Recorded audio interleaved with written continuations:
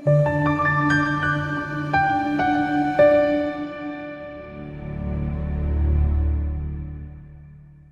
kwethu siyabonga ukuthi ke ubukeleke le channel njengamanje. uNkulunkulu akakubusise, uNkulunkulu akakwelekelele kukona konke okufisayo nokwenzayo njengamanje. Igama kuPastor Uningi ezizwe usekhaya. Thatha isitulo hlale phansi. Sizobheka amaphupha amane, sizobheka la uma uphupha mhlawumbe ubona ke inqwaba, izinkawu zidansa noma ke zikuhleka. Lolu phawu osuke lukuxwayisa ngokuphoxeka okwenziwa inhlekisa noma ke ukuhlambalazwa ongahle ukuthole kubantu. Luke 23:36 ithi ke namasotsha amxolotela eza kuyena amnika uviniga. Kanti uma sibheka la uphupha mhlawumbe uma ngenzeka uphuphe welulekwa yinkawu noma uma ungenzeka uphuphe ubona inkawu ikwenikeza izeluleko, lolu phawu olubi nalo lubi ukuthi ke wena umuntu othatha izeluleko kubantu abalungile abangalungile noma umuntu othatha izeluleko kumuntu ongalungile.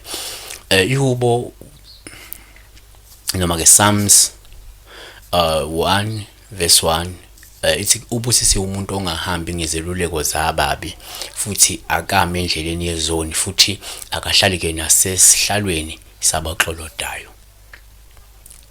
noma akahlali enkundleni yabaxolodayo. Kanti uma uphupha la owesifazane eshada nenkawu, lolu phawu oluyisexwayiso esibi ukuthi lo wesifazane lo ngenzeka ngabi nanto ithuba lokushada nendoda eqotho noma nendoda elungile, kodwa uzoshada nendoda enomuntu wayo vele noma nendoda eshadile.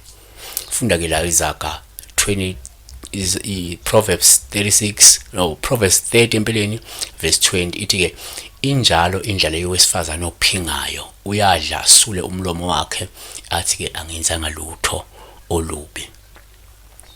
Kanti kuma uphupha inkawu isesihlahleni, lolu phawu oluhle nolubi ukuthi ungenzeka uzokhululeka ebunzimeni, evivinyweni nasenkingeni zakho kungekudala. Ngokuka Johani noma ke ngokuka John 8:36 ithi ke ngakho ke uma indodana inikhulula niyakuba ngabakhululekileyo impela. Ngiyabonga kakhulu uNkulunkulu enibusise, uNkulunkulu inisikelele.